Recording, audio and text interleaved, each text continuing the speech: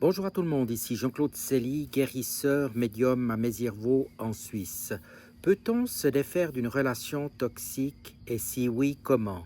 Mais tout d'abord, êtes-vous bien abonné à ma chaîne YouTube? Cela vous permet d'avoir énormément d'informations sur la santé, l'ésotérisme et bien d'autres choses encore. Et sous cette vidéo, vous trouverez comme d'habitude des liens utiles, à savoir un site internet ainsi qu'un numéro de téléphone pour me contacter. Alors, comment se défaire d'une relation toxique?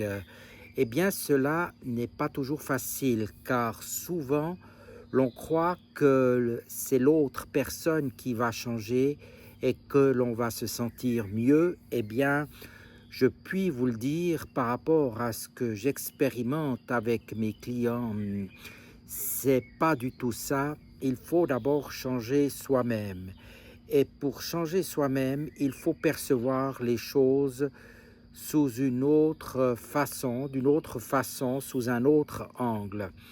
Tout d'abord, si vous êtes en victime et que vous pensez que vous êtes dominé par l'autre, la relation sera toxique et ne pourra probablement jamais vous satisfaire puisque vous attendez de la reconnaissance de votre partenaire.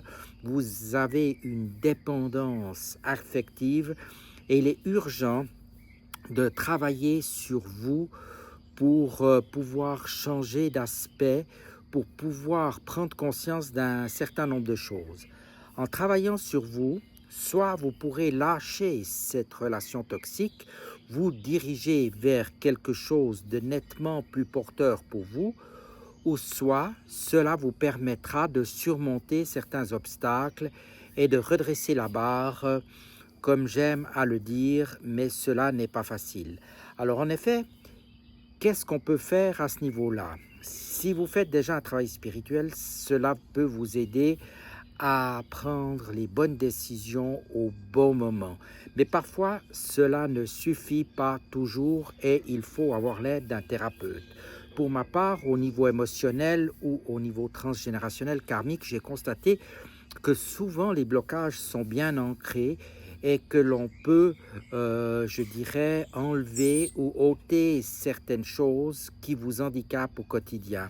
En faisant des soins émotionnels, vous pourrez être libéré, je dirais, de certaines dépendances, qu'elles soient affectives, de certaines émotions trop fortes, telles que certaines peurs, certaines blessures de reconnaissance, d'abandon, qui vont, si vous voulez, se libérer progressivement.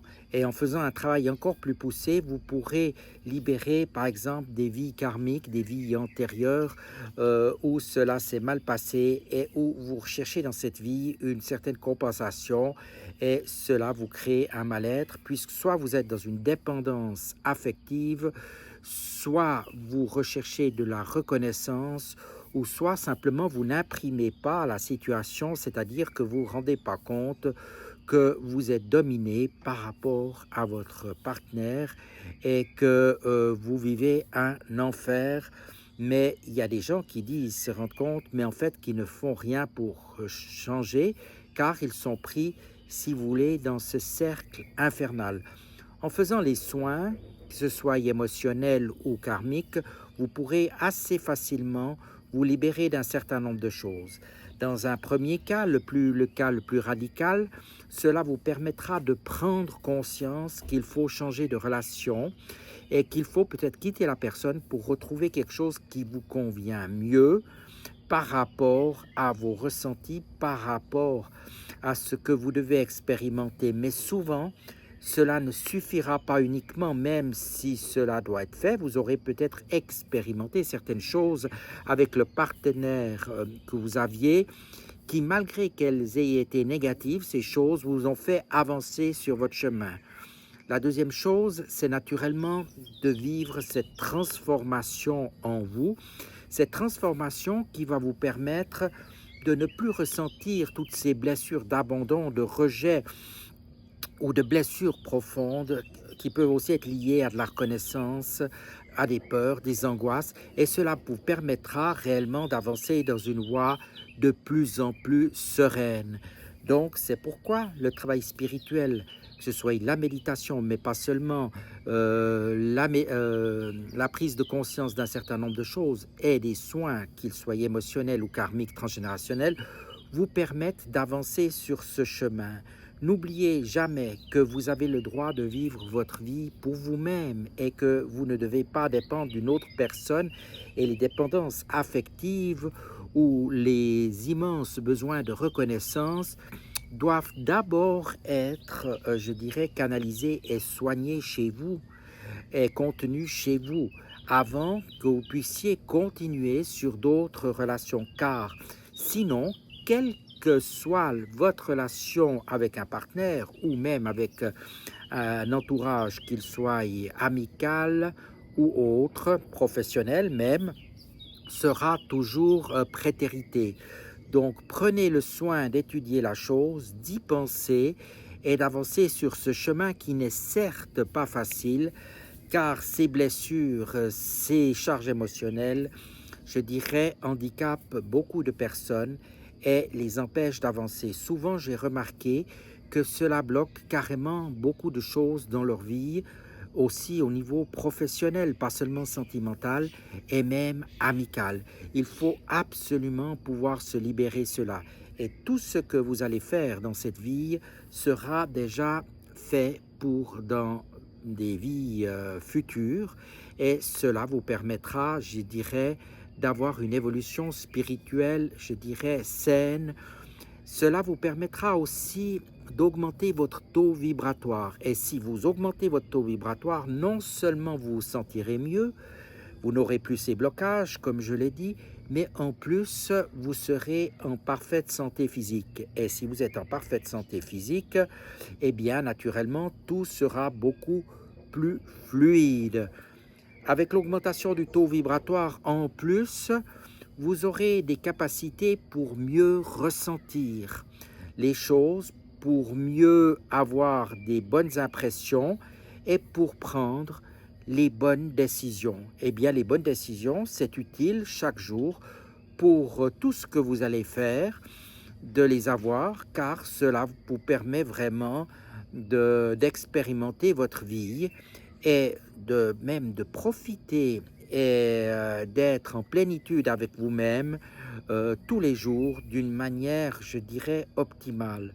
Alors, c'est un travail qui peut paraître rude au début, puisqu'il y aura probablement plusieurs choses à faire, mais au fur et à mesure que vous irez de l'avant, vous verrez que cela vous apportera un grand bien-être, cela vous permettra de sortir du bois, de sortir de vos limites et surtout abandonner ces croyances limitantes, ces croyances où l'on ne peut pas gagner un petit peu d'argent sans être forcément un escroc. Vous pouvez simplement être mis en valeur, quelles que soient même vos capacités, vos dons, mettez-les en valeur. Vous avez le droit aussi, même si vous faites un métier, par exemple, artistique, je ne parle pas seulement de soins ou de guérison, de peinture, de musique, de mettre vos capacités en avant et d'en retirer un profit qui vous permette de vivre confortablement. Bien sûr, tout doit être dans l'équilibre. Il ne faut ni demander trop, ni trop peu. Tout doit être juste, aligné. Et n'oubliez pas non plus d'être parfaitement ancré à la terre. Cela veut dire que chaque jour, essayez de vous relier à la terre en mettant les paumes des mains contre la terre. Et si vous avez l'occasion d'aller en forêt ou de marcher à pieds nus sur la terre, faites-le, car cela pourra vous aider grandement. Voilà, j'espère que ces quelques orientations, ces quelques petits conseils vous auront été utiles et je me réjouis de vous rencontrer pour pouvoir vous aider encore davantage. Vous verrez, les résultats sont excellents et relativement rapidement, vous aurez des résultats. Je vous dis à tout bientôt et merci de votre attention.